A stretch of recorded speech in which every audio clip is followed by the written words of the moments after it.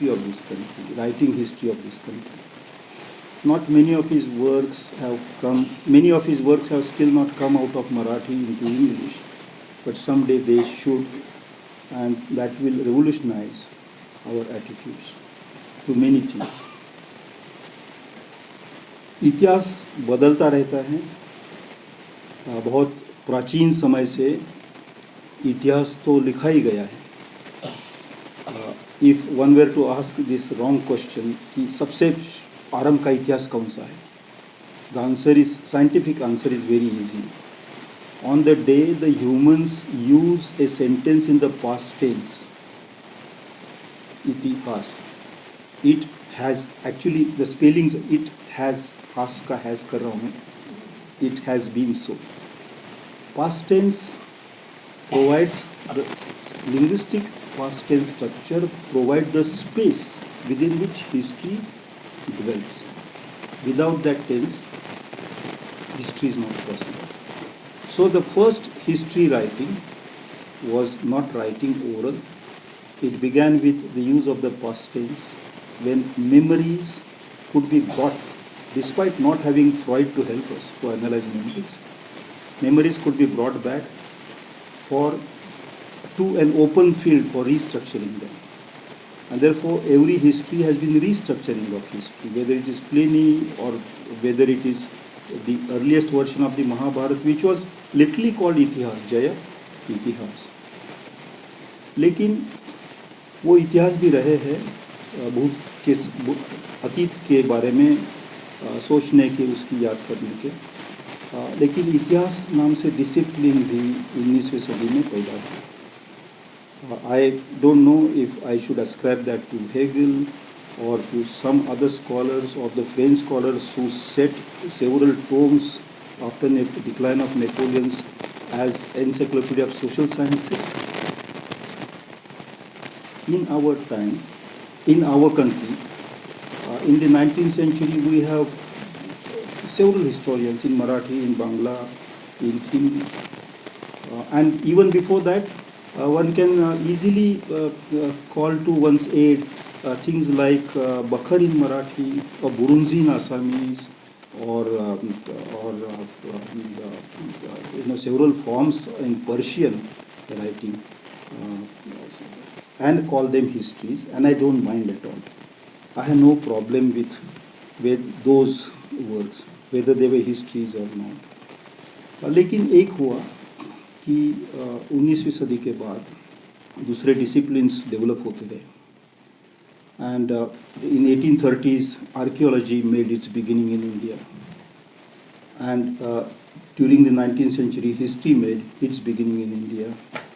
And very soon, following some of the established styles of those times, we did manage to divide our time in ancient, modern, medieval, and so on. While timelines in Indian history across regions do not match at all. If Kerala's progressed to the 13th century, you find Tamil Nadu has progressed to the 11th century at the same time. Or Gujarat has gone to a future model. Maharashtra is trying to catch up with Gujarat. ऐसे हो सकता है इतिहास में, बहुत बार हुआ है, उल्टा भी हुआ है. Therefore, history has been an unmanageable affair. Many memories, many structures have competed. And so if we want to be truthful, we can only speak of histories and not history. Also in India, what happens in Karnataka in the 11th century, 12th century with Basveshwara Mahadevi is a history which deserves an independent treatment from history of what was happening in Delhi in the 11th and 12th century. And in that sense, we are a republic of histories. We are a federation of histories. Of course, perhaps the makers of our constitution, when they defined India as a union of states, somewhere at the back of that the backside of that term, there's also a notion that it is a union of histories. India is a union of states can also be seen as mental states, but memory states. India is a union of memory states. But history, despite all these known things, and despite our knowing that time does not really exist, but we have imposed it on the space that we imagine exists.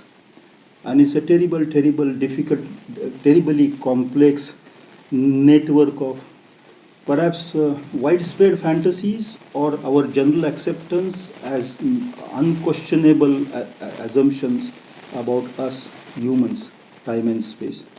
But despite all those difficulties, and despite this ever moving nature of history and history writing, history as it was and history as it is written about, भूत और भूत की छवि, भूतकाल, अतीत और उसकी छवि, ये दोनों बदलते रहते हुए भी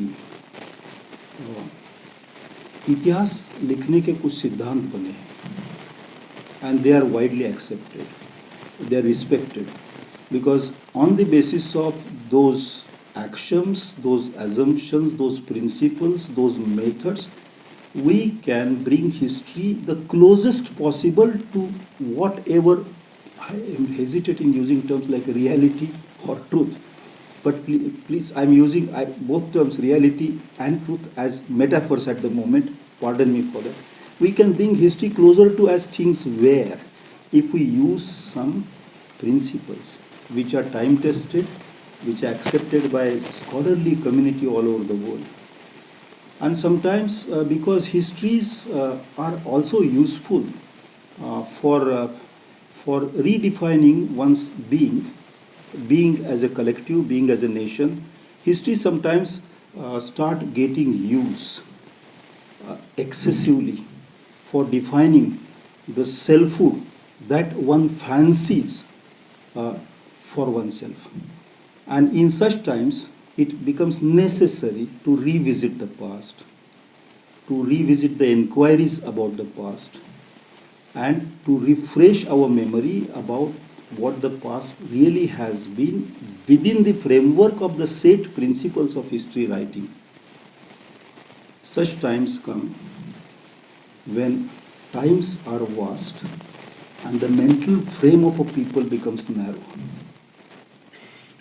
And every time these narrow mental frameworks try to twist and turn established histories and try to present them as their wishful fantasies to the people who apparently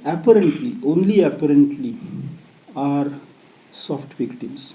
But people know, people have a sense of history. And that sense of history turns people against such challenges to history. Again and again, history has shown this, that people can challenge irrationality with rationality, untruth by truth, intimidation by courage. Now, where does all this come? I mean, in this morning's discussion. New methods came. In the 19th century, archaeology opened brilliant chapters for India.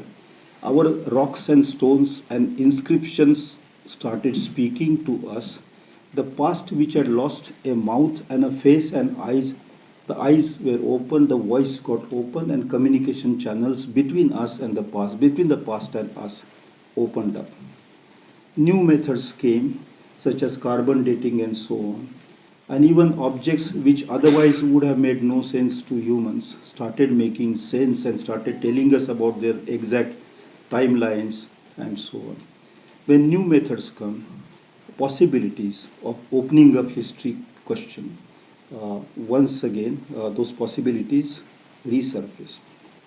In the times when genetics, human genetics, ancient DNA examination started presenting new and rather fascinating the possibilities of entering the past, history writing all over the world has moved its boundaries between the present and the past. The past has been taken to further past. And that has also challenged various periodization schemes. genetics has been a monster with two teeth. One, a tooth which can chew and give us food. The other is a poisonous tooth. And when it hurts, it can turn people into lunacy, turn towards lunacy. This had once happened in the 19th century in Germany, and very terrible science called eugenics had emerged.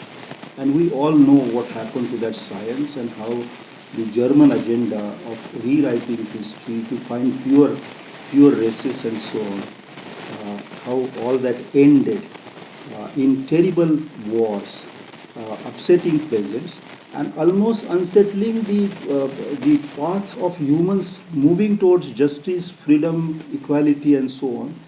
The world was put back by several decades or several centuries. Genetics is being used. So is advanced technology, archaeology is being used by those powers who have deliberately decided to make their mental frameworks narrow. I think the right term, Professor Nandi will tell me, in psychology is myopic visions. Myopic visions are using these technologies in order to brainwash people into believing strange things that did not exist, strange things that no science corroborates. Therefore, recently one came across a report which was quickly denied by the related Ministry of Culture. The report said that the government has set aside money for testing, genetic testing of various groups, particularly the most primitive, what they used to call most primitive tribal groups, for racial purity. Now that's frightening in a country where multiple migrations have made us who we are. And in a country where any rational, sensible, scientific, exhaustive testing will show and has shown where we all belong and how we all belong collectively to the same source. None being more pure than the others. But when state supports this testing for purity, racial purity, when the state appoints a committee to rewrite history of India for the last 12,000 years. Historians don't accept 12,000 years as historical period. They divide it into history, proto-history, prehistory, archaeological past, remote past. But let's set that aside.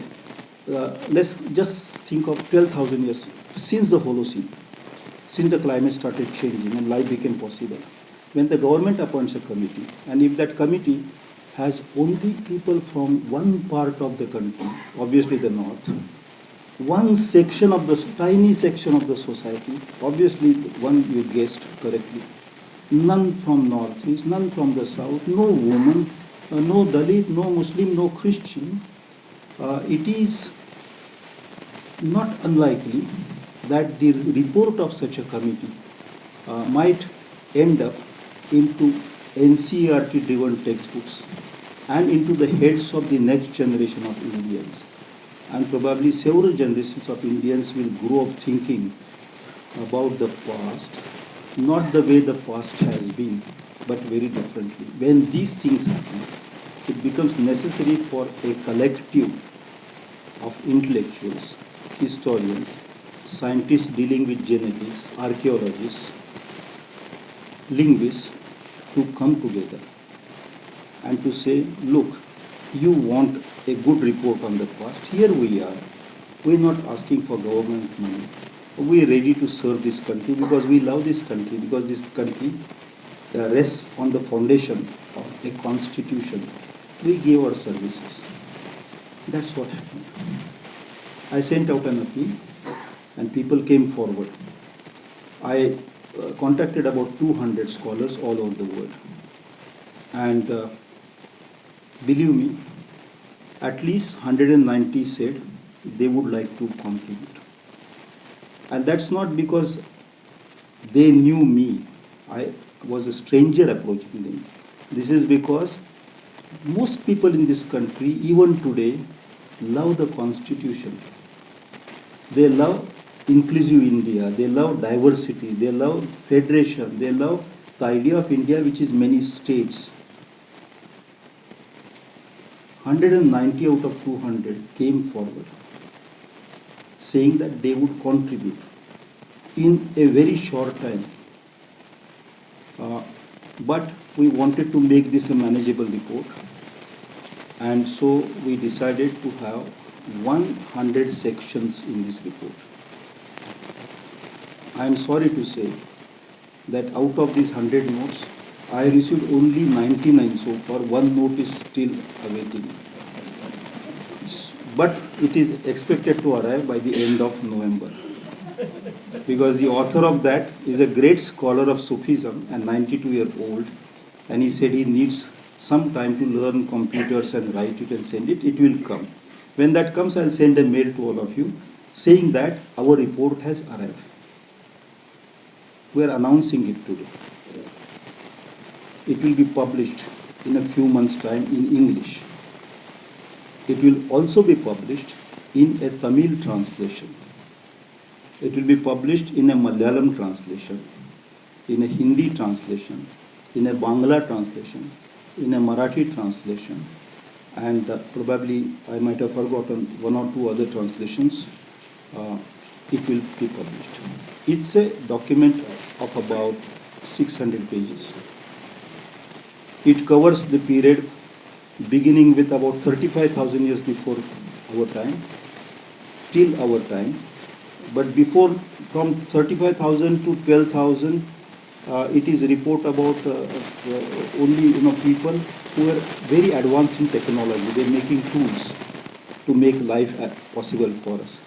After that, we became lazy and only started using tools to kill each other.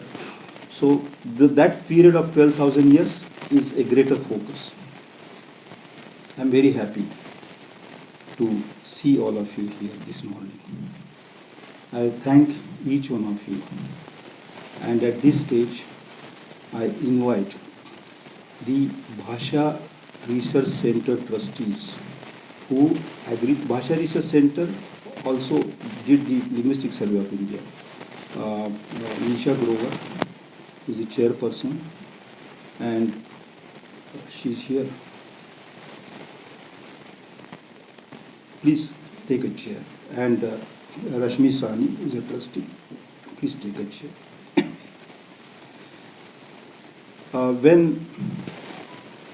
Thank you very much. When women are determined, anything can happen. When the book is published, I am not a trained historian. I am not even a trained linguist. I am a trained fixer. So I wanted a very eminent person to come in from the angle of genetics and a very eminent person from the angle of archaeology. And they both agreed to become part of the editorial group. So I invite Mr. Tony Joseph to please come and take a chair, and Dr. Ravi Korishettar to please come and take a chair. Ravi, if you don't mind, we have South and North divide here. So.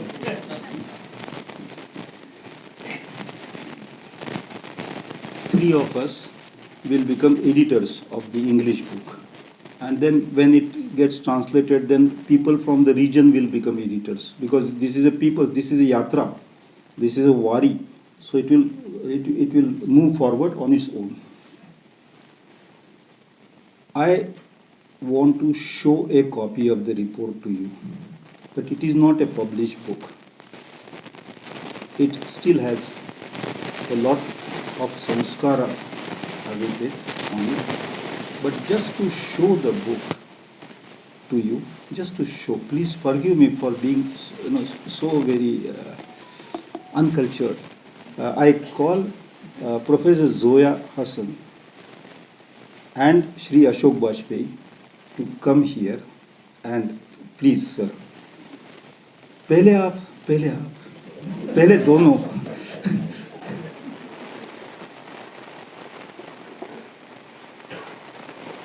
if both of you for 2-3 minutes hold this book in your hands, be seated, but please join hands. Please join hands. There are.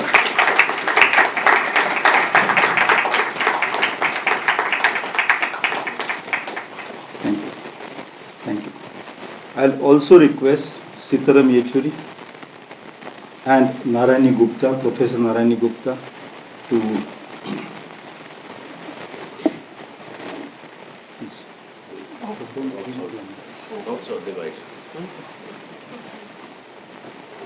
Narayani, please come. No, don't sit, sir. Sir, the chair is long way.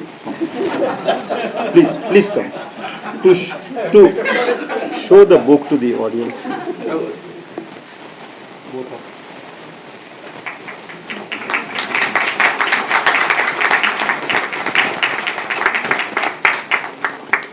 Thank you. Please have a seat. Narayani, please keep that copy. It's only for you. Please. I'll invite Dr. Ashish Nandi to join us. Please have a chair.